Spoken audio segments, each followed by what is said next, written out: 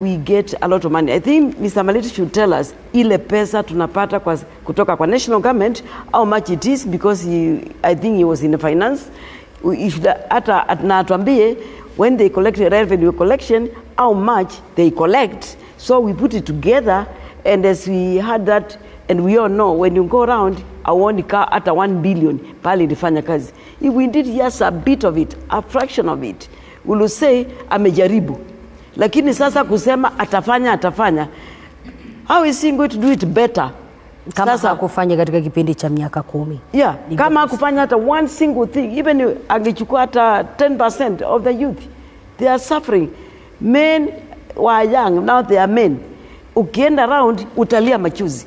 And I don't Bwana Maliti, I don't know whether akienda around kufanya campaign kama ameangalia akaona hiyo sorry state ya watu wa Machakos. It's painful. And na watu wa Machakos tujue ni ukweli. We are in a problem whether we like it or not, and until we accept it, we will not come out of it. Our youth are dying of those drugs. Why have they gone to drugs? Because of lack of money. And you talk to them. Most of the time I don't use the sunroof. I get down and I talk to them, I engage them. They say hawana pesa hata kidogo. Wakina mama wameumia, manake wamesomesha watoto wa kwanza, wa pili, wa tatu. Wote wanawarudia hapo nyumbani, hawana kazi. And I think Mr. Maliti should tell us, ile pesa inakuja hapa Machakos, inatumika hapa Machakos au inatumika pale ingine? Manake sidhani hiyo pesa inatumika hapa Machakos County. Uzuri and ni I kwamba think that one tunataka answer. Uzuri ni kwamba Maliti yupo hapa atakujibu baada ya Seneta Muthama kuweza kuzungumzia swala hili. Alikuwa amesema kwamba kuna suluhu ambayo huenda Maliti hakuiona. Acha niseme kwanza, Maliti namuonea huruma sana. Na tena ni mtetee. Mimi sasa nitakuwa mtetezi wake. One, jambo la kwanza, huyu hakuwa naibu wa gavana wa miaka 10. Amekuwa naibu wa gavana miaka 5, na hiyo 5 haijaisha sawa sawa. Itaisha tarehe 9. Kwa hivyo aliingia akakuta nyumba inaporomoka. Na yule mjenzi alikuwa ndani akimwambia inaanguka, aliogopa kumwambia, akakaa kando. Makosa yake ni moja tu. Na hapa ndio unapata uongozi. Angeingia pate yule mjenzi wa ile nyumba hayuko tayari kumsikiliza na anaona inaporomoka, kitu kizuri angefanya huyu ni kuandika barua na kusema siwezi kufanya kazi na huyu mtu, maana hatuendi mbele. Jambo la kwanza. Jambo la pili, na hiyo unajua hiyo inachukua hatua kubwa sana kufanya huo uamuzi. Jambo la pili, nashangaa sasa kaka yangu hapa anasema eti watu wa Machakos tunaweza kutafuta driver wa tingatinga tukose, au any professionalism hapa Machakos.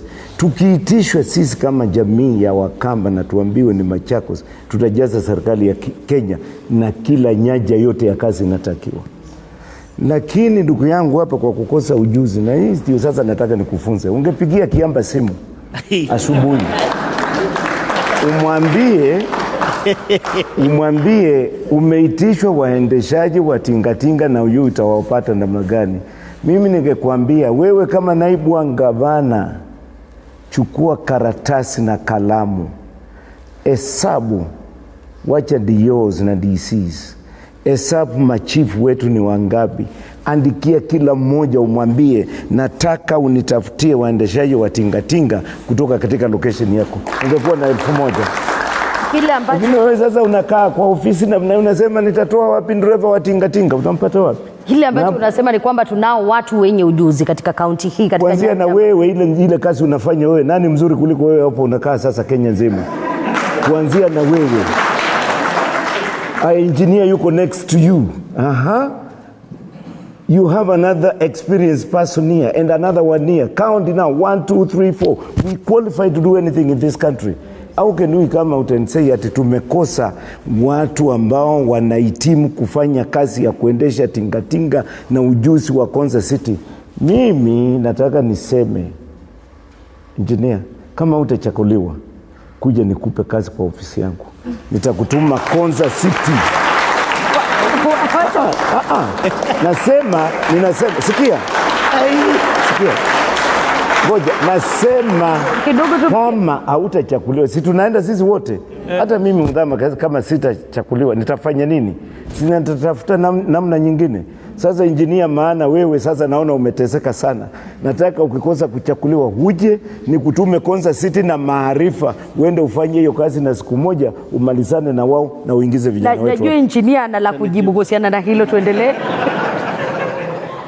I think my colleagues are taking this matter very simply, with a lot of simplicity. With a lot of simplicity. Wakati nilisema driver wa tingatinga, I was talking about specialized plant. Na njia kusema specialized plant kwa Kiswahili ni tingatinga tu. Kwa hivyo wewe ulichukulia kwamba ni ile tingatinga ya kulima. No. By the way, Maliti, I'm a miner. Listen, I'm a serious miner. I know. And I operate but I will not plant machines. We cannot compete in that with you. We can't. I'm an expert. Hatuwezi kushindana nao kwa hayo. Najua kila mtu akiendelea na ujuzi wake hapa ataweza. Kwa hivyo nilikuwa nataka kusema hivi. Madam Rose amesema ukitembea, na nafikiria ni kulia tu analia. Ukitembea Machakos vijana hawana ujuzi. Ningependa nikwambie tuko na youth polytechnics hivi sasa karibu 45 ambazo kuna watoto ambao wanapata ujuzi kule. Lakini jambo nilikuwa nataka kusema ni kwamba hizi hazitoshi. Vijana wengi hawapati nafasi kwa shule youth polytechnics. Ukiangalia ni vijana wangapi wametoka, hawatoshei. Lakini kwa hivyo inabidi tuchukue hatua, tulete sera ambazo tutaongeza the number of youth polytechnics ili vijana wengi waingie hapa. Lakini amekuuliza fedha ambazo zinatengwa, basi kunakuwa na fedha ambazo zinaendea kiwango cha kuimarisha masuala ya ajira katika kaunti hii ya Machakos. Na je, ulifeli katika hilo kuhakikisha kwamba wamepata angalau kutrain hata 2 3? No, nimesema kwamba we have 45 youth polytechnics ambazo huwa zina recruit watu ambao wanaingia pale. Hivi sasa nilipoongea youth polytechnics zetu zimejaa watoto. Lakini nimesema kwamba hizo 45 hazitoshi. Wale watoto ambao wanatoka form 4 na wanahitaji training ni wengi kuzidi hizo. Kwa hivyo kuna need ya kuongeza zile youth training polytechnics. Kuna need ya kujenga vocational training at the level of technical training institutions ambazo members of parliament wengi wameanza kujenga. Kwa mfano pale Mwala wamejenga. Kwa hivyo sitaki tuchukulie hili swala kama swala tu la mtaa. Nataka tuliangazie kwa njia ambayo iko na professionalism. Manake when we talk about training issues, sio mambo ya street, ni mambo ambayo ni lazima ifikiriwe, ni lazima muwe na ile tunaita curricula ya kutrain hawa.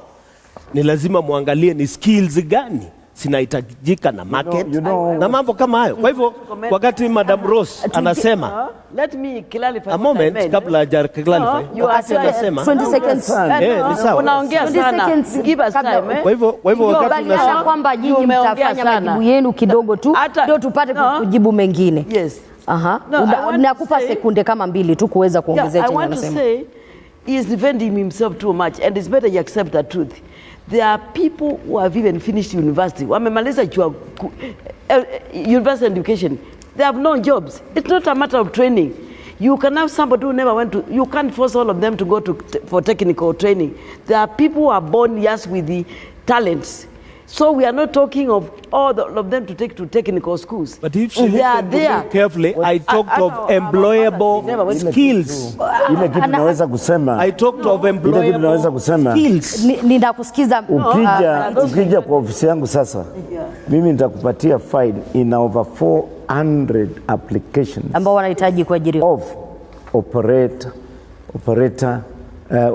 of the plants. Sitaki now ngoja nikwambie. Arafu kati ya hao 70% ni Wakamba, 30% ni kutoka sehemu zingine.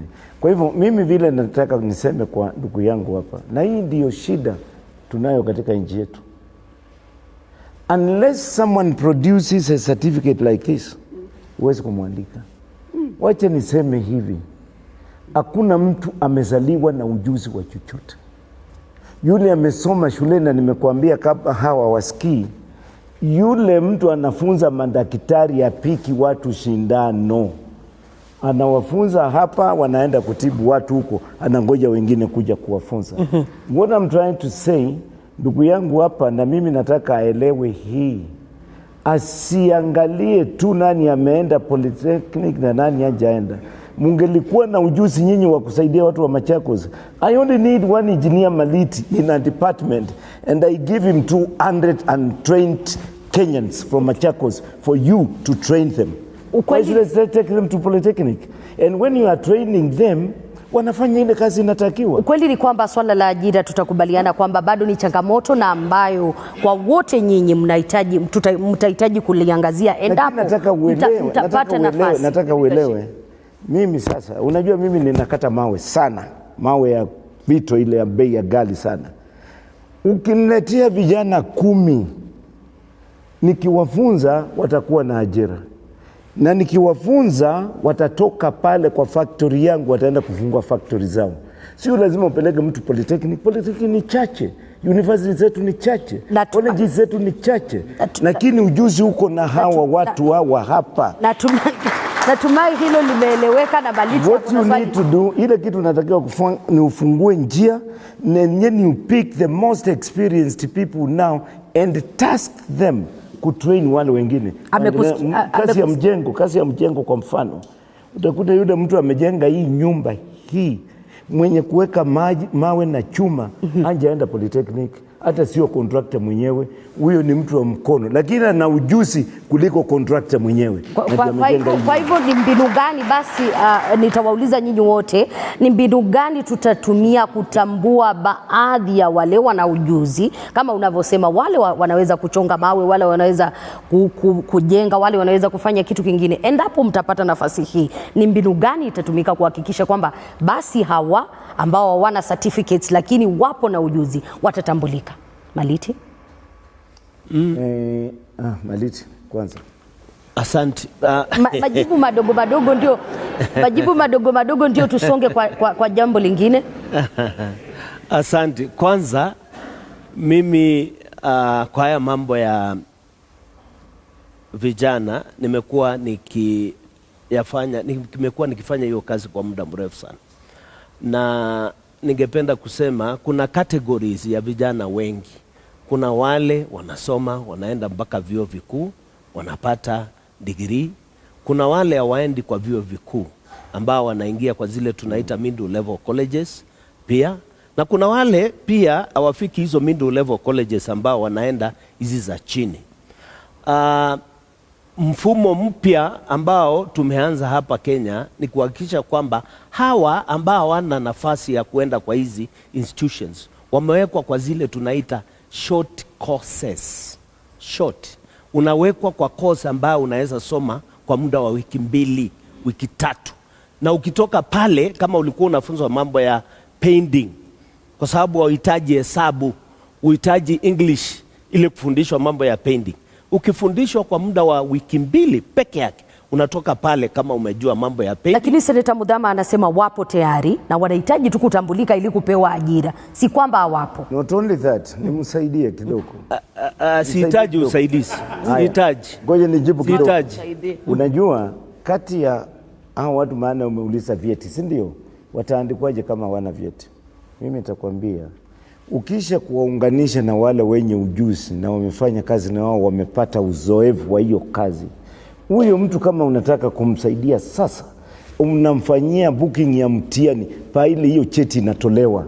Baada ya kufanya kazi hapa na kulisha bibi yake na mke wake kwa miezi 6, miaka 2, miaka 3, unamfanyia booking ya mtihani kwenda kupata cheti. Kama ni udriver, kama ni upishi, kama ni nini, anaenda anafanyiwa mtihani, anaambiwa umepita, cheti ni hii.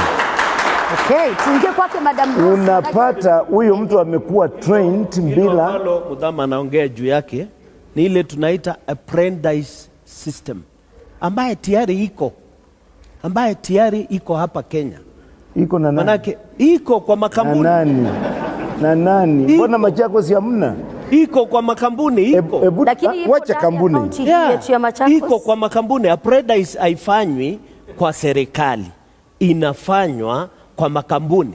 Mtu anaingia kwa kampuni kwa muda, anajifunza kama anafunzwa na mtu ambaye ako na ujuzi. That is what Muthama is talking about. But that has not cured the problem. That has not cured that problem here in Kenya. You are trying to diversify. Unajaribu utatembea namna gani wa accommodate watu ambao unataka kuwaokoa. Kwa hivyo unaweka polytechnic pale, unaweka wa colleges pale. Wale wanabaki wewe katika county ya Machakos. Na unishangasha sana ndugu yangu. Wewe unataka kuniambia kweli carpenter, nikiandika carpenter hapa Machakos, a well trained carpenter, na nimwatie vijana 200. Nimwambie hata kama ni desk za shule endeni mtengeneze. Hao vijana hawatapata kujua mambo ya carpenter. Namna gani bwana? Tuingie kwako Madam Rose, Madam Rose. You are working on promoting people who wants to be helped and be promoting. So you use all kinds of means. Or what you need is be smart. Kwako Madam Rose. I think the problem is we are now deciding for them. But what the people of Machakos need, they need representatives, leaders who have got their needs at heart. For example, I'm coming from the business world. I'm a developer. I build houses. That was not my profession. I just learned on the job. But today I can set this house and complete it to the end. I think what we need to do, we cannot generalize all the people of Machakos who have no jobs. We need to go to, if it is one ward, we go there and find out what are they best at. I'm also in mine, I do limestone and I do ballast. There is a lot we can do for them. And in Machakos, we have a lot of resources. For example, there are some areas where we have got a lot of river sand. River sand, when I buy it in Nairobi, I'm buying a lorry at 60,000. When I talk to them, because I sit with them when I meet them on the roads. Kwa hivyo in short tunahitaji representatives kuhusiana na haya. Exactly. They tell me they sell that sand a lorry 3,000 huko kwa kina Maliti. 3,000 to 10,000 per lorry. Here we are buying 60,000. Now those people, they don't want to go to any class. They don't want to do any formal learning. They are just wamesema ututaki kusikia hiyo maneno because shida imefika hapo. They want quick solution to have money in their pocket. What do? I just told them when I enter the office, this area I'm going to buy you lorries. I'll get you orders in Nairobi. And you supply there. And I'll take them for driving school so that they can know. I'll send them. Now they'll see a need for a driver. They'll see a need for a mechanic. You know? I wish you could guide us, Liz, on the subject matter of discussion. Hili linakamilika hapo. Tunaongea mambo ya kuandikwa kazi na ujuzi wa watu. Na kubadilisha na kutrainiwa. Ngoja nikusaidie. Nataka nifunge na hii. You know, employment can be self-employed. You can be self-employed. That's business. That is. Nataka nikusaidie. Kwake seneta. Ndio tuingie katika swala la tufunge na hii. Na mimi nataka nieleweke kwa njia ya urahisi sana. Shule kidogo. Kwa njia ya urahisi sana. Nazo lakini tusonge mbele. Wewe unajua madriver wale wazuri sana. And that is my very last illustration of the way we should walk. Madriver wale wana ujuzi sana, sio wale walienda driving schools. Wale madriver wazuri ni wale wameandikwa kama tani boy au makanga na akajifunza hiyo gari kutoka kwa yule driver ambaye anamsaidia. That's where you find the best drivers. Ngoja niseme. Yule cherani anashona nguo hapa kwa faranda. Yule cherani anashona tailor. Anashona nguo hapa Machakos kwa faranda. Anjaenda kwa kosi ya kufunzwa kushona nguo. Huyo alikuwa ni mtu wa tundu, kutengenezea fundi tundu za shimo ya kifungo hii. Na amekuwa more qualified, but the tailor, he has been assisting. So what I'm saying, mshonaji wa hii kiatu hapa hajaenda kwa Bata Shoe Company kufunzwa, lakini ukimpa kiatu imekondeka namna hii, ikikonjeka anaiweka chuma, anaiweka mbao, inanyoroshwa kuliko ya Bata Shoe Company. Kwa hivyo that is the way we should go, going to the bottom, promote our people, giving the little knowledge that is available, set them free to go and train others. Hapo kidogo, hapo kila mtu tumepata kukubaliana kwamba mkija pamoja mnaweza kutupea suluhu ya hii changamoto ama yeyote ambaye atapata nafasi. Lakini tukiingia katika swala la ardhi, bado katika kaunti hii ya Machakos ni changamoto, na kuna huyu ambaye alikuwa ameuliza swala la garbage na ambayo kidogo inakuja ama swala ya garbage yanakuja kutatiza. Tu swali kwa swali, katika swala hilo hapo ndio tulipo. Tupo katika hilo swali, na ambayo garbage anasema kulingana na mwenye aliuliza ni kwamba inachukua a lot of land na inakuwa bado inasalia kuwa changamoto katika kaunti hii ya Machakos. Na nikawa nikifikiria, je, ni kipi ambacho kimefanyika ama mtafanya kuhakikisha angalau ardhi ya kaunti ya Machakos haijapotea? Swali namba 3 nitaka kwa hilo kwa sasa imepewa mheshimiwa Maliti hapa. Niruhusu tukae kwa hilo seneta. Tuanzie kwako seneta. Kwako hapo manake lilikuwa swali lako, nilikuwa nataka tuendelee. Sasa tuko swali namba 4. Tuingie hapo Nataka tuingie hapo. Haya. Ninaulizwa mambo ya garbage, si ndio? Na nitafanya nini kwa sababu vile inatupwa inaharibu nchi. Kama kuna kitu imenikera katika kaunti ya Machakos ni namna ya kutupa takataka. Na hii takataka sio ile takataka ilikuwa ya kule mbeleni. Kwa ufupi tu nataka nimwambie kijana wangu pale Kiamba kiwa gavana wenu, hii takataka itakuwa pesa na kazi kwenu. Na nina mambo mawili ya kufanya. Moja ni kutafuta wawekezaji kutoka nje waje waweke factory hapa ambayo itasaga hiyo takataka, itengeze makaa ya kupika nyumbani kwenu na itoe mambo mengine ambayo inatakiwa kutolewa, na inatolewa Israeli, Hong Kong na sehemu zingine. Ukienda Hong Kong ni nchi ndoko namna hii. Watu wanaoishi pale ni zaidi ya nchi yenyewe, na wanaishi kwa ngorofa, kutoka ngorofa ya 50 mpaka basement. Ile takataka wanatumia pale, kama serikali ya Hong Kong haikufanya akili au kanyanga Hong Kong. Lakini sasa wanaitoa, wanaipeleka kwa factory, inatoa makaa na mambo mengine, hata umeme inatoa. Hiyo ni jambo nitafanya. Kama nitakosa hiyo, mimi mwenyewe nitakwenda pale Israeli au Hong Kong, nilete Chinese wawili hapa, niwapatie work permit, niwaunganishe na wananchi wa Machakos, niwaambie hawa ndio directors wa hii company, mshahara yenu ni hii, and then mtengeneze hiyo kiwanda, mtoe haya makaa na umeme. Nimekusikia suluhu yako na hiyo garbage ishe. Kwa hivyo nimemaliza mambo ya takataka, na sio kwenda kuhamisha kutoka hapa kupeleka huko. Nimemaliza na kuifanya pesa kuweka ndani ya mifuko yenu. Najua hawa wengine pia wana jambo la kusema kuhusiana na hilo. Kwako Mheshimiwa Rose. I think I will also comment on hii takataka. We need everything we are doing. We need short term and long term go. Tukiingia mara moja, we have to separate takataka from the towns, tuwe na pahali designated, pahali itamwangwa, itoke kwa town, at least from the face of people. We have a lot of land. That is short term go. Now ile ingine ni that I'm adding to what he's saying. Japan or Kong, we know that you can change that takataka iwe hata biogas. Ile inaweza tumika. I understand kuna watu walikuja hapa Machakos ili watusaidie na hiyo, lakini wakaitishwa pesa mingi ya kickback, wakaenda.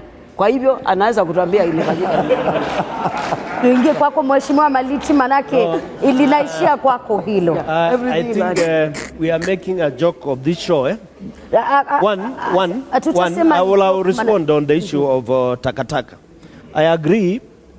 The sustainable way to resolve this problem of garbage ni commercialize garbage collection na kuhakikisha kwamba we even get energy out of garbage. But where we are now, like she's saying, we need a short-term goal and also a long-term goal. Why? Teknolojia ya kutengeneza energy kutoka kwa garbage na other things kutoka kwa garbage. Mimi mwenyewe nimetembea nchi mbalimbali, Sweden, nimeenda nchi mbalimbali ku understand why they are doing it and we are not doing it, why they are doing it and Kenya is not doing it. Jambo moja wakatuambia hapa Machakos, nyinyi you are not generating sufficient garbage ile itafanya kampuni ambayo tunataka kuweka hapa generate profits. So that is why hiyo kampuni kutoka Sweden ilikataa. Tukaketi tukasema why can't we combine with Nairobi so that garbage from Nairobi, garbage from Machakos, garbage from Thika, garbage from all over can be combined. Wakati tuliketi tufanye hivyo, bado akasema there are certain things we must also do before we can be able to achieve that. Kwa hivyo ningependa kusema kwamba if I become the governor of Machakos, yes, I'll go that route first of ensuring that collection of garbage is done at the household level. Hii garbage ambao mtu anatumia kwake, tutampatia mfuko ya kuweka kwanza, so that they don't shift the garbage to what we call as holding areas, ambazo ndio zinafanya estate inuke. Alafu tuwe na collectors wa garbage from the households, and then this garbage now should be taken to a place where it is aggregated. Alafu tuone kama tunaweza anza kampuni ambayo itaanza kugenerate energy hata kama ni kidogo, but on a partnership, kwa sababu walisema hawezi kuweka pesa yao peke yao because they will get losses. But we can invest jointly between the county government of Machakos and the investor on what I will call as a PPP framework, which one of us here mentioned. Asante kwa hilo. Kitu kimoja ambacho nimepata kusikia kutoka kwenu ni kwamba Machakos itahitaji kampuni ya kuweza kupambana na takataka. Huo ndio ukweli, yeyote yule atakuwa gavana. Lakini tukiingia katika swala lingine ni kuwa kuna hili swala ambalo ni swali la tatu ambalo mheshimiwa alikuwa amesema nimeliacha. Mambo mawili ambayo wewe ulitofautiana na mkubwa wako, licha kusema kwamba hamkuwa ama ulikuwa yeye ndiye alikuwa mkubwa na wewe ni mdogo wake, hivyo basi ulikuwa unatoa advice na kufikia pale mikono yako kidogo ilikuwa tu imefungwa. Lakini wananchi wanashangaa, ni kweli unasema hivi, lakini mlitofautiana wapi? Hamkufanya kazi kwa pamoja? Sitaki kusema kwamba hatukufanya kazi pamoja, lakini he was the driver. Mambo mawili mliotofautiana?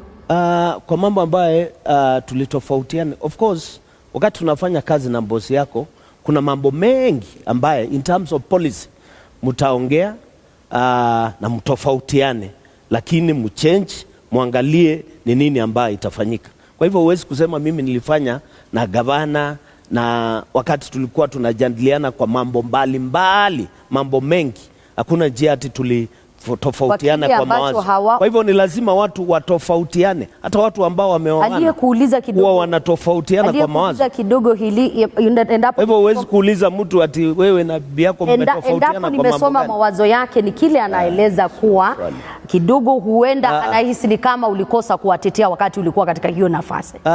Mimi kuna yale mambo ambayo mnafanya kwa boardroom, mambo ambayo mnafanya in the cabinet, ambayo muna make decisions hapo. Kuna wakati mko na maoni ambayo ina mwelekeo moja, kuna wakati mwingine mnatofautiana. Kwa hivyo huwezi kusema wakati unafanya kazi na mtu mtakubaliana kwa kila jambo ambalo mnafanya. Nitakwenda kwa swali lingine ambalo linawahusu nyinyi wote. Sitaki hilo mliingililia, manake tutakwama pale. Can we also chip in on this? Okay, sekunde 30. Unajua unaitwa CEO of the country, of the company, because you have ideas to move that country forward or the county forward, na hiyo company unaweza kuipeleka mbele. Mimi nilifanya kazi na rais anaitwa Kibaki nikiwa chief wake, na Kibaki alikuwa anasikiliza mawaidha kutoka kwa mawaziri wake, lakini kama mawaziri wenyewe watoi mawaidha, Kibaki hawezi kusema kitu. Kwa hivyo alikuwa analetewa mradi wa maji, analetewa stima, wa hospitali, halafu tunazungumza pale. What I'm trying to say here ni kwamba kulingana na vile Mheshimiwa Kaindi ameuliza swali lake, nafikiri labda hatukuishika vizuri wote, lakini mimi ni kama nimeishika. Maana ameuliza utaratibu wa kuingia katika hiyo ofisi. wa mheshimiwa gavana na naibu wake, kama mwaweza kushika na mikono yote kuchunguza na kufikiria watatembea namna gani. Na akataja mambo fulani, akasema kama tunazungumzia mambo ya maji, kuna damu iko pale, Munyu damu ambao iko ndani ya Machakos, na ile damu haishi maji. Akauliza, je, kwa nini kuna upungufu wa maji na hiyo damu iko hapa? Iko hapa, ameitaja. Lilikuwa swali la 3 hilo mheshimiwa, na nitarejea kwake, ndio maana niliacha. Hiyo ulikuwa umeulizia hapa. Swali la pili hilo lilikuwa swali la 3. Mambo alisema kwamba hawakutembea pamoja, lakini ni kipi ambacho kinaashiria? Kwa hivyo umesimamia hapo sasa. Hapo kwa kutembea pamoja. Twende kwa swali hili la mwisho, hilo swali la maji. Ningependa tukamilishe maswali nayo, na ndio maana ninataka tuingie katika masuala ya fedha ambazo zinatengwa kwa ajili ya kaunti hii ya Machakos, na ambazo kwa wakati mwingine na nyinyi wote mnasema ni kidogo, na hivyo basi tunahitaji fedha zaidi kutoka kwa mataifa ya kigeni. Na Hassan akawa ameuliza hizi fedha ambazo tunaweza kushirikiana vipi na private sector ili kuweza kupanga kaunti yetu ya Machakos, na vile vile ukosefu wa kukosa kulipa wale wafanyikazi wa kaunti, na ambayo imekuwa changamoto kwa wakati ufaao. Nitaanzia kwako Rose. Kile nitasema, before we start borrowing money from outside and talking of getting donors, can we first be accountable of the money which we are receiving already? Because hata kama uko na kidogo, can you be accountable and tell us what you are doing with that money, and can you be seen to be doing something with the money which you have? Because hata tukiitisha ile tupate trillions, itakuya na itaingia ile mifukoni, inaingia na tuini wapi? And I ask one question, can we have a way of knowing whether all the money is used here? Can you tell us how much they receive per month? Because I know they know much. Atakuwa mwisho kujibu atajibu hili. So I'm saying I'm not so keen going to look for money outside before I budget what I have and I see the loopholes and why I need additions. No. So I think that's why I started by saying we need to stamp out corruption at all cost. With the corruption stamped and taken care of, tutakuwa na maji, tutakuwa na dawa, watu watalipa hospitali, hata hivi vitu yote tunaongea itakuwa tumejaribu. Hivyo tuna mgao ambao hata yule atatupatia hiyo pesa, atatupatia when they know we are corrupt. Hakuna mtu atakupatia pesa kama wewe ni mwizi. Atakupatia wapi? Tuingie mheshimiwa Seneta, utueleze na wewe, ni kweli fedha zipo ambazo tunatengewa, lakini kidogo wanasema fedha hizi hazitutoshe, manake zinakwenda kulipa mishahara ama ile inaitwa recurrent expenditure, na unapata zaidi wale wafanyikazi wa kaunti walipo kwa wakati ufaao, na vile vile hamna pesa za kufanya maendeleo. Unajua Wakenya ni lazima, mimi nataka muamke sana na muwe watu mko mbele sana. Juzi gazeti ya Nation iliandika kwa uwazi kaunti ambazo zimekuwa ni duni na bure sana katika nchi yetu ya Kenya. Namba 3 kati ya hizo ilikuwa ni Machakos. Kwa sababu bali na kuwa ilipokea bilioni 12 kutoka mgao wa serikali, na ikakisiwa kwamba hapa wanachukua bilioni 3, maana yake ni 15. Pesa ya maendeleo ilikuwa ni milioni 500. Sasa tutaongea nini juu ya hiyo? Hapo kuna kibarua kikubwa sana ambacho hakina mwanya wa kutoa mwangaza hata kidogo. Jambo la kwanza. Jambo la pili, tumeweza kuambiwa na kuona katika hiyo gazeti kwamba shilingi bilioni 8 zinalipa watu mishahara. Swali ni kwamba au wanaolipwa hii mishahara wanafanya kazi gani isionekane? Maana watu wa Machakos yao kitu wameshuhudia kinafanywa ni kukata nyasi hapa kwa barabara hii na kuangalia ile maua imepandwa pale, inaonekana kama makaburi ya watu hapa Chumbi na hiyo barabara. Sasa ukianzia hapo unauliza swali moja, na ndugu yangu hapa nisikilize, maana akiwa nje hiyo mpira ikichezwa atashangaa sana kama ataangalia hiyo. Au wafanyikazi wanafanya kazi gani? Jambo la 3 na la mwisho nataka kujibu.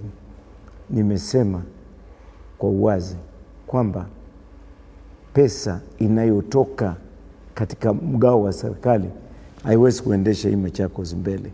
Inataka ujuzi zaidi wa hapo. Lakini sasa tukiingilia hitu tunasema private sector. As a businessman, tunataka kutengeneza mikakati ambayo badala ya kunyonya hao watu hawa, ile kidogo wanacho, tunawafungulia njia, wanaingiza zaidi. Let me give you a good example. Unanunua hii karatasi hii, kitabu hii, manifesto ya Muthama kwa mfano, kwa shilingi 5. Na inakuchukua miezi 6 kuuza kwa shilingi 6. Ukiteremsha gharama yake uuze kwa shilingi 2 na uuze kwa shilingi 2 na nusu au 250 na uuze 100, umepata shilingi 500 kuliko kungojea miezi 6 upate 1. Kwa hivyo unataka uangalie walipaji wa leseni unawasaidia namna gani ndio wafanye biashara, wakulipe ile ada yako kuliko kuwawekea license pesa ya juu, unakimbizana na yeye mwaka mzima bila kulipa. Ukiweka na kurahisishia mambo, unaweka ada ya chini lakini analipa, unakuwa na pesa mkononi.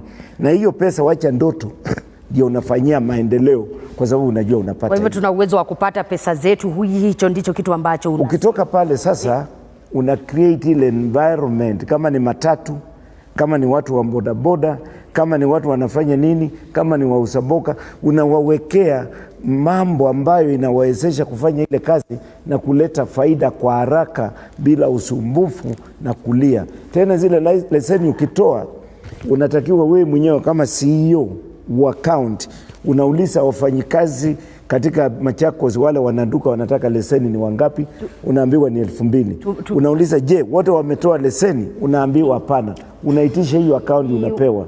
Wakati wako hapo kidogo umeuchukua mwingi zaidi, na ninaruhusu umalize tu hapo, unakata na unasimamisha wizi na hakuna kitu itaendelea. Tuingie kwake Mheshimiwa Maliti. Ndio juzi tumeona mfanyikazi mmoja wa Machakos hapa ambaye ni wali ya chini sana, chini ya deputy governor hapa, amepatikana na katika benki yake na shilingi milioni 614. Tutaingia katika masuala ya corruption, manake najua pia ni changamoto. Umeuliza pesa ya kufanya kazi, mimi nataka nikuelezee. Nimekusikia, lakini ikiwa huyu ni mtu wa chini na amepata hiyo pesa, je, na hao wajua wamepata ngapi? Tuingie kwake Mheshimiwa Maliti. Mheshimiwa Maliti, wamesema kwamba pesa ambazo zinakuja katika kaunti hii ni tuseme bilioni 12, mna collect bilioni 3 na 500 zinakwenda tu kwa maendeleo na masuala mengine ambayo umesikia. Lakini swali lenyewe lilikuwa ni endapo tunaweza kupata fedha zaidi ili kuendeleza, na je, kaunti, mbona hawafanyikazi wa kaunti bado inakuwa changamoto kuwalipa? Sielewi unasema wafanyikazi gani wa kaunti ambao walipa. Changamoto yenyewe imekuwepo. Kwa sababu nataka kuelezea, kwa sababu hivi ninavyoongea wafanyikazi wote wa kaunti wamelipwa. Huenda wakati huu wamelipwa, lakini ni changamoto imekuwepo. Hakuna changamoto. Kuna changamoto, hayo ni mambo ambayo umezindua wewe mwenyewe. Sijazindua. Umezindua. Sijazindua na umekuwa katika kaunti. Manake nataka kukuelezea. Lakini katika swala lenyewe kuna tofauti ya mfanyikazi wa kaunti na mfanyikazi ambaye ameajiriwa na mtu ambaye amepewa kandarasi. Kuna tofauti. Wafanyikazi wa kaunti wako na unions ambazo kama watalipwa utapata kwamba wameenda kwa union na kusema walipe. Ni wakati gani ulisikia wewe hawajalipwa? Sasa nyinyi hapa nje huwa mnajumulisha tu. Hapa nje mnajumulisha tu. Ukisikia mtu amelalamika hapa tu, anasema mimi nafanya kaunti ya Machakos. Hawa ni wale wanafanyia mtu ambaye amepewa kandarasi. Kumaanisha kwamba wana kandarasi walipo kwa wakati ambao unahitajika. Huyo huwezi kumuita mfanyikazi wa kaunti. Huyo kwanza tukubaliane hapo. Ya pili ni kwamba resources zile zinakuja kwa counties. Ni kweli Machakos County huwa tunapata bilioni 12. Lakini out of bilioni 12, bilioni 8 huwa zinaingia kwa mambo ambayo tunaita recurrent expenditure. Na ile recurrent expenditure inalipa wafanyikazi ambao kwanza ujue ni madaktari, kwa sababu lazima ulipe madaktari. Ya pili, walimu ambao wanafunza watoto wetu kwa nasari. Walimu pia wale wanafunza kwa youth polytechnics. Pia inalipa wafanyikazi wengine kama engineers ambao kujengea mabarabara, inalipa accountants ambao ndio wameshikilia department ya finance, na pia ulipa wale wafanyikazi ambao wanafagia huku na huku.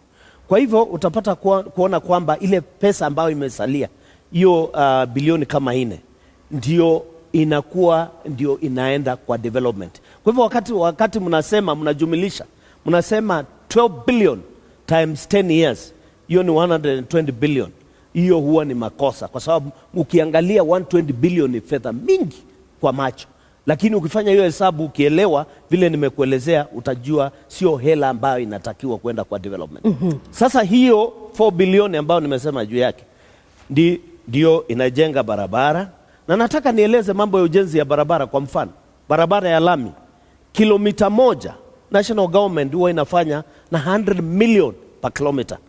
100 million per kilometer. Sisi kwa kaunti tunafanya na 35 million, na pia huwa tunateremka mpaka 20 million per kilometer. Kwa hivyo utapata kwamba ukichukua barabara moja tu kama ya kutoka Kangundo kuenda Mwala unahitaji 400 million. Sasa nataka ufanye mahesabu, ujiulize ni barabara gani out of that budget utaweka lami, urudi ujenge mashule ya ECD, urudi uhakikishe kwamba umepea watu sitima, urudi uhakikishe kwamba umepea watu maji, urudi uhakikishe kwamba mambo mengi. Lakini Rose anasema kwamba changamoto sio hizo pesa. Changamoto kuu. Nataka nitamalizia. Na kwa hivyo sitaki kusema in an institution like a county government ati hakuna corruption. I cannot say that. It's a challenge in Kenya, whether it's the national government or the county government. But the difference is the levels of corruption. Kwa mfano, nataka ni challenge any one of you here. Umesikia Maliti amepelekwa kotini kwamba ameiba? Umesikia kwamba nimepelekwa kotini? And in this country there are institutions, even as we sit here. Failure to pay salaries. Even as we sit here, there are institutions. We tuko na EACC, tuko na DCI, tuko na Auditor General. There are institutions, constitutional institutions, ambazo zimepewa kazi ya kuhakikisha kwamba ule mtu ako na corruption amenaswa na amepelekwa kotini. Kwa hivyo we can't generalize, just generally. Swala la ufisadi ni kwamba niko hapo kwa ufisadi, kwamba ati kaunti ya Machakos ni corrupt so much.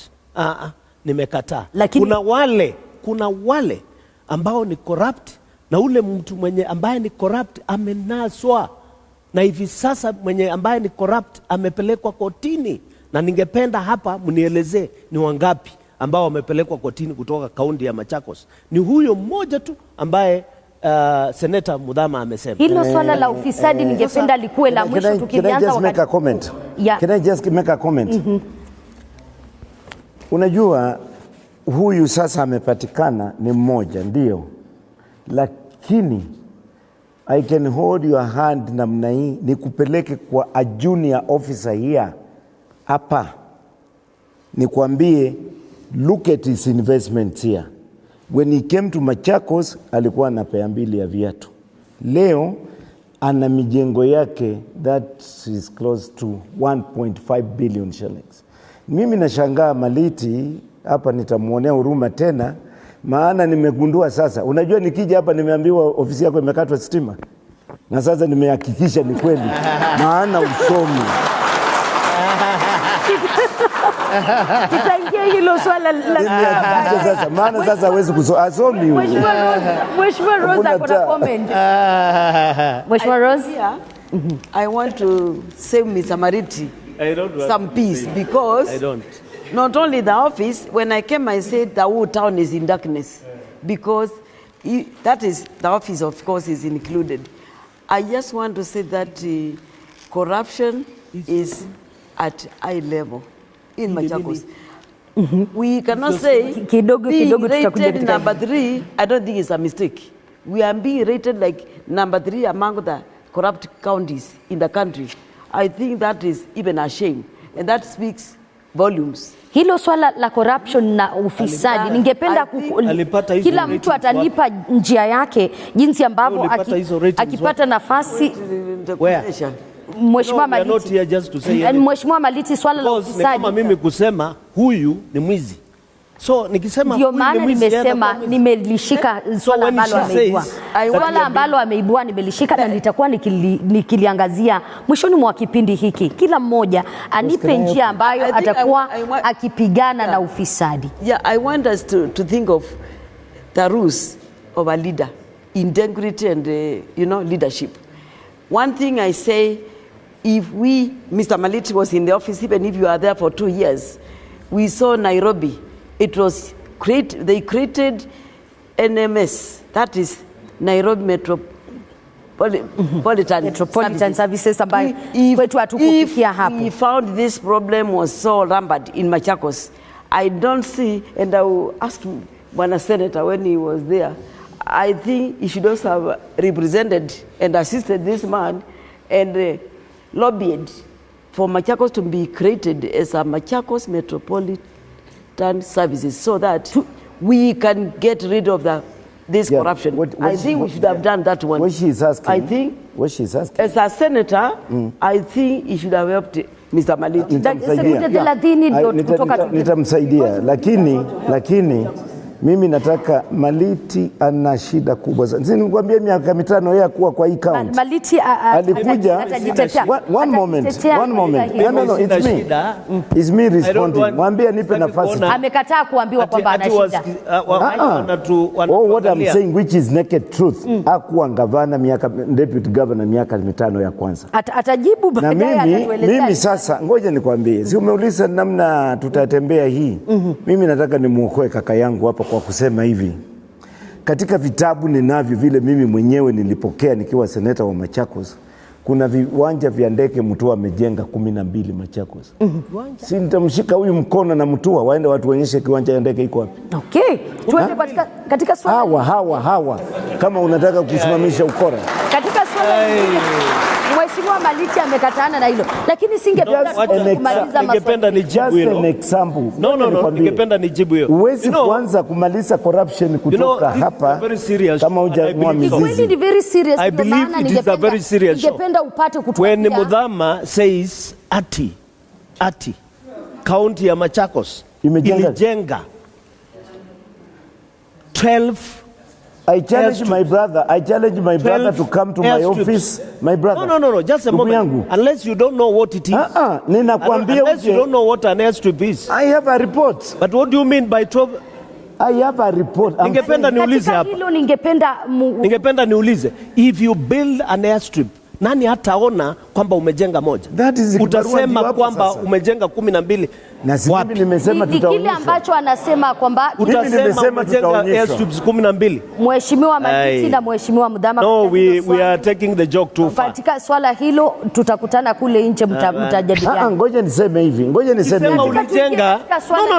No. Nikifanya allegation. Ukisema ulijenga ghorofa ya story 20. Si utaonyesha ni hii. Ndio ninasema. So utasemaje ulijenga? That's what I'm saying. Airports. Hiyo ni joke. That is so what I'm saying. That's a big joke. What I'm saying is this. Labda tumuelewe mheshimiwa. What I'm saying. Kidogo umuelewe ndio turejee, labda utuelezee ukweli. Hata mbungeni. Basi nirudishe. In parliament you can make an allegation. The speaker what he has to tell you is substantiate your allegations. Mimi nasema kwa ndugu yangu hapa sio mdomo, namwambia nina document. Na if I have to exercise that document and use it to dig deep inside and come out with the truth, lazima hiyo document niitoe na niseme ngoja ndugu yangu, niseme si imeandikwa. Haya, angalia vile imeandikwa. That time my brother, maana nitakutumana wewe, lazima uje. Hii sisi lazima wakulete. Okay. Uje kujibu. Mheshimiwa Maliti kidogo ujibu hilo. That is the time. Ngoja. That is the time. No, listen. That's the time you come out and say. Nipe muda. Muthama is wrong. Mheshimiwa Muthama Senator, na kuheshimu. But I also like your statement as a competitor, because I'm competing with you on the governor's seat. when you tell the Machakos people, you yourself, when you are sitting here, that you have documents that are showing that Machakos County government constructed 12 airstrips, I think people will... Not only that, let me tell you a simple one. Wacha niseme a very simple one. Katika hiyo kitabu ya expenditure, katika hiyo kitabu ya expenditure, kuna pesa ya late my brother Mutula Kilonzo. Ngoja 2.5 million shillings that was donated towards Mutula's burial. Lakini ngoja please hakuna vije tutaendelea kujadili. Count government money. Sinasema tu evidence. Count government money. And I have a letter written by the family saying we never received that money. Maliti, you was not there. You was not there. I don't want you to defend these rotten eggs. None of your business. Mheshimiwa Muthama, wakati ambapo tutapata hizo documents tutaweza kuzungumzia zaidi. Natamani kwamba pia mimi nifanye story na wenzangu. Jambo lingine. Lakini tukisonga mbele katika swala lingine. Manake tutakwama katika hili swala na tutajibu. I just want to comment one thing. I think way forward, if I'm elected in the government, I'm not going to go backwards and vindicate anybody for whatever they did. What I'll do, I'll say full stop to corruption and they will protect our money and we move forward. Kuna swala la land grabbing na ambalo liliulizwa na mmoja wetu katika ukumbi huu na akasema ni kitu ambacho kinaendelea. Wananchi wa Machakos wanaendelea kupoteza ardhi ambazo ni zao kwa watu binafsi na vile vile kwa makampuni ambayo ni ya watu binafsi na ambao ni wahusika wakuu katika uongozi huu wa kaunti ya Machakos. Ni kitu ambacho mmekifactor katika manifesto zenu. Tuanzie kwa Mheshimiwa Maliti. Asante. Nakubali kwamba katika kaunti ya Machakos and especially kuanzia mwaka wa 2015 kuna wakati kulikuwa na a lot of land grabbing hasa sana sehemu ya river, lakini most of the land which was being grabbed ilikuwa ni mashamba ya national government but not county government of Machakos. Hivi sasa tuna register kuhusiana na ardhi za Machakos. Hivi sasa tuna asset register kuhusiana na mashamba ya county government of Machakos.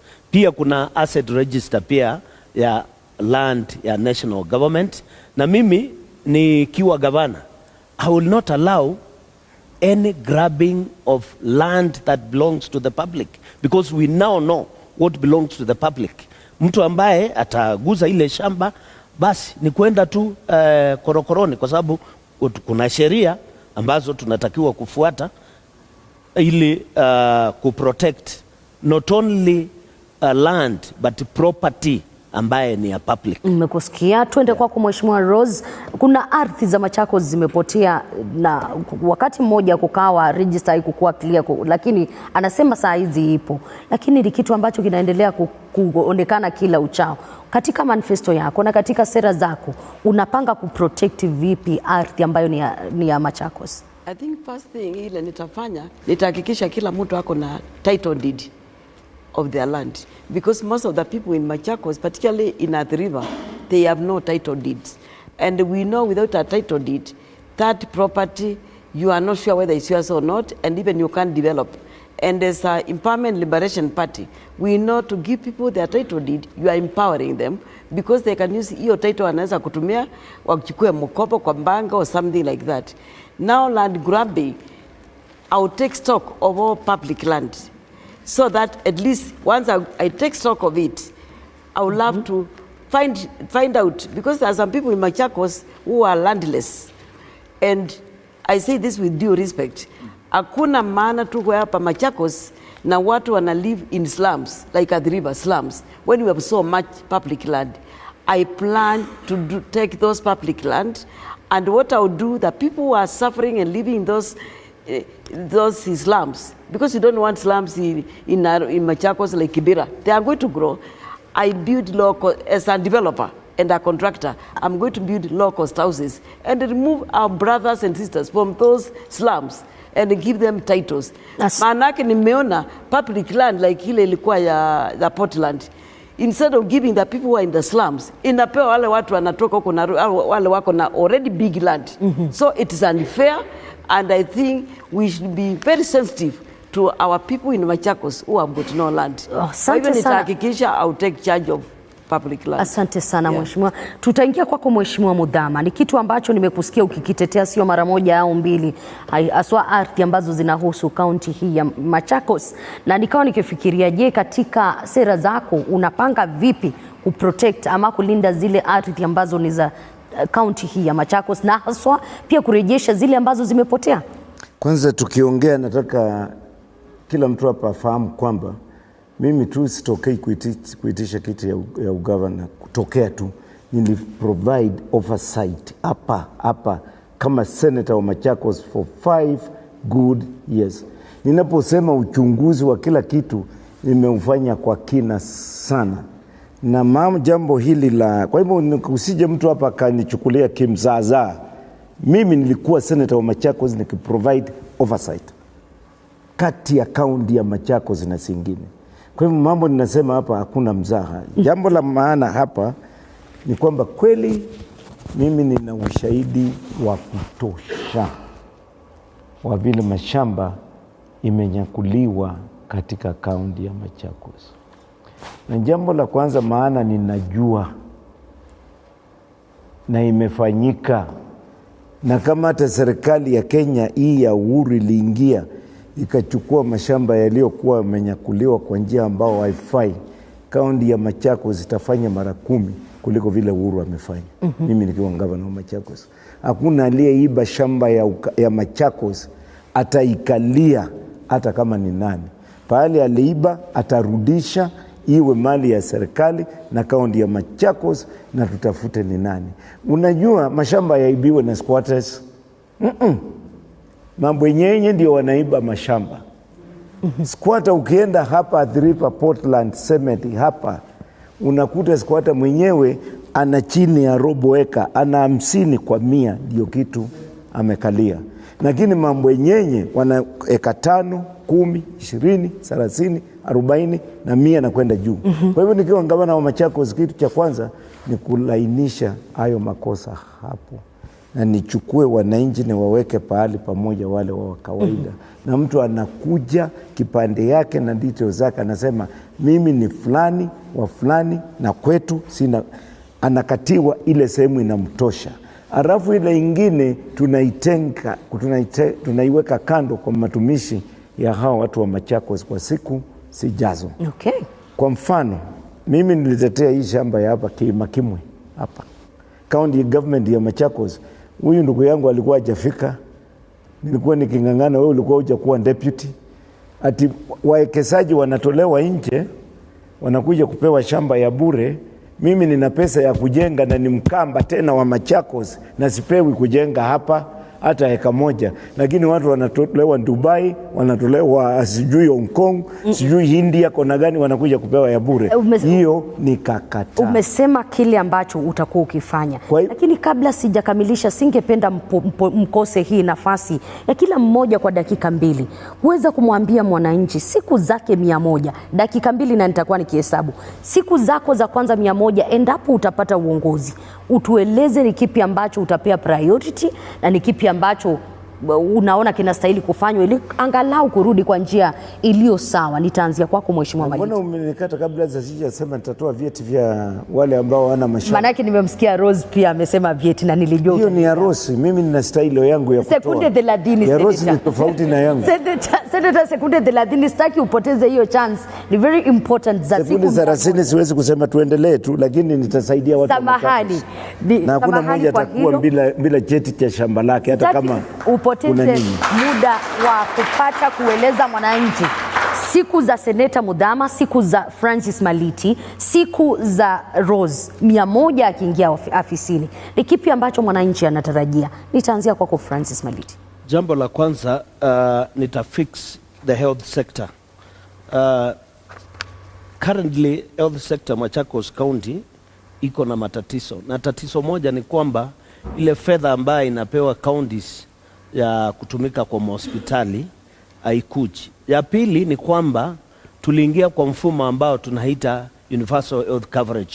Na ile universal health coverage ni matibabu ya bure kwa kila mtu ambaye ni wa Machakos, wa Makueni, kila mtu ambaye anakuja kwa hospitali zetu unapata matibabu bure. Hii imetupea changamoto kwa sababu ile fedha tunapata haituwezeshi kuweka madawa ya kutosha.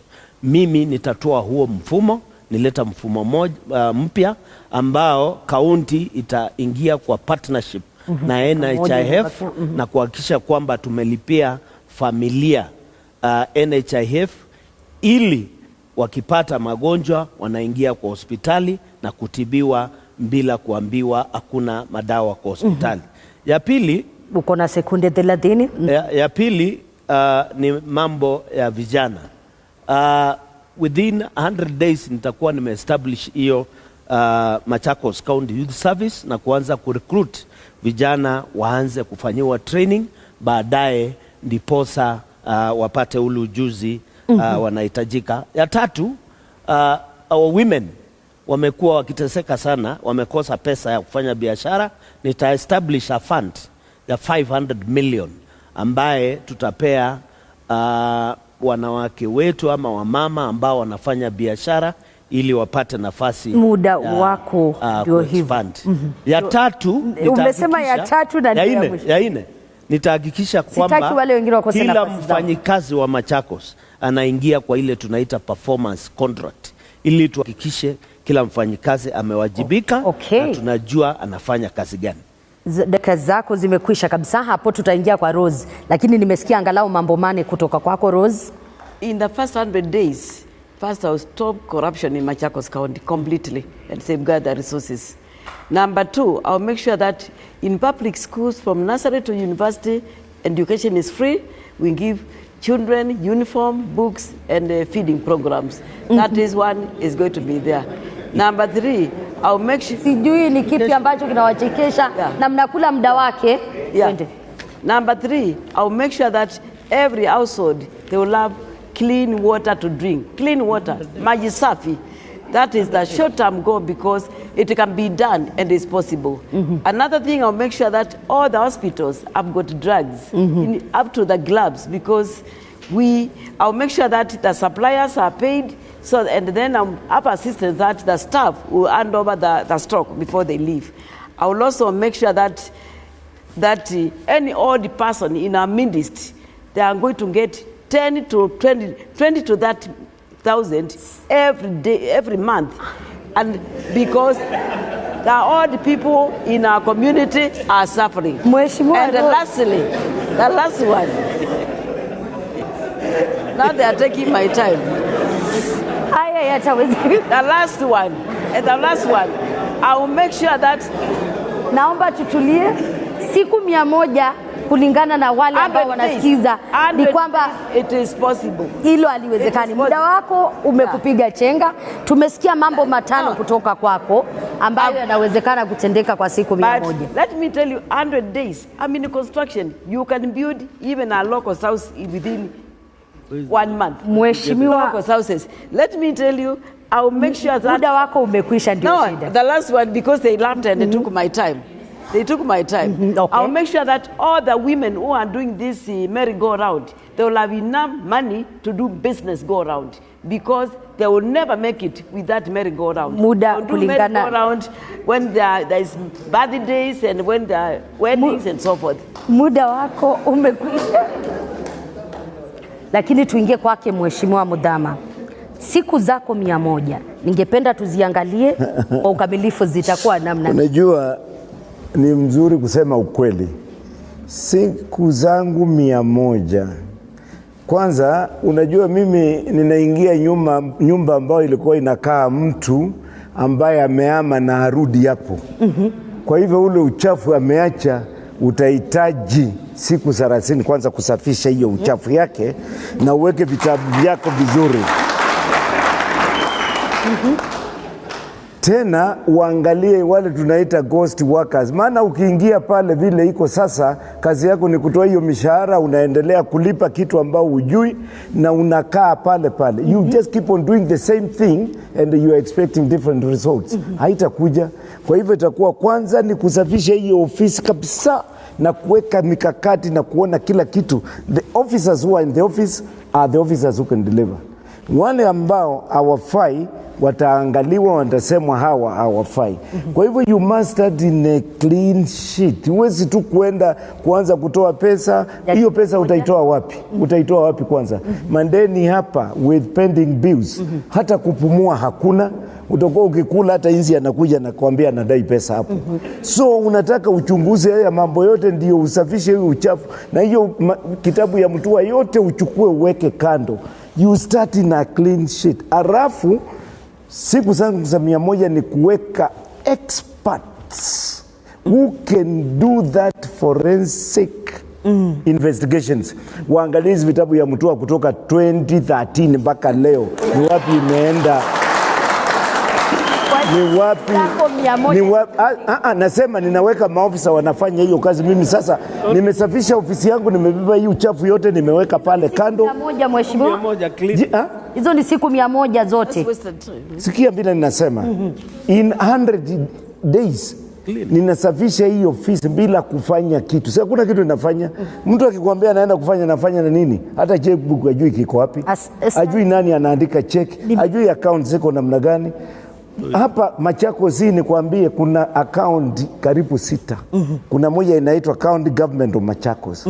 Kuna ingine inaitwa Machakos County Government. Kuna ingine sio inaitwa Machakos twende mbele turudi nyuma. All this if you land yourself into that mess, you find even the taxes being collected outside there sinaenda kwa ile account ambao sio ya county. Then you are expecting that money to use the way my colleagues are saying here, and the money won't be there. So my 100 years is to clean that office.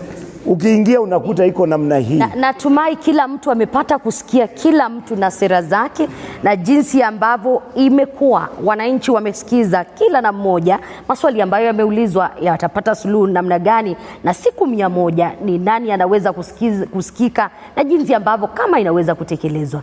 Wewe umepata kusikia jinsi ambavyo imekuwa. Asante sana kuchagua kutegea TV47 kutoka kaunti hii ya 16. Mimi nafahamika kama Elizabeth Mutuku. Sija kuwa peke yangu, nimekuwa na mwenzangu Andrew Kilemi kutoka upande wa pili, na wamekuwepo waelekezi wetu na zaidi. Hoteli hii ya kifahari ya Semara ambayo imetupa nafasi kuweza kuandaa mjadala huu kutoka kaunti hii. Endapo hujaridhika, bado unaweza kuendelea kufuata mjadala huu katika kaunti zetu za Facebook na vile YouTube. Vile ukaweza kuendelea na Twitter, kuweza kutoa maoni yako na vile kuweza kuelezea wananchi jinsi ambavyo unahisi kuhusiana na mjadala wetu. Na hiyo kesho zaidi unaweza kupiga kura kuhusiana na mjadala wetu, kuweza kufahamu ni nani alifanya vyema katika kujibu maswali ambayo yaliulizwa na jinsi ambavyo alijieleza. Mimi nafahamika kama Elizabeth Mutuku. Kwa heri kwa sasa, lakini zidi kutegea TV47.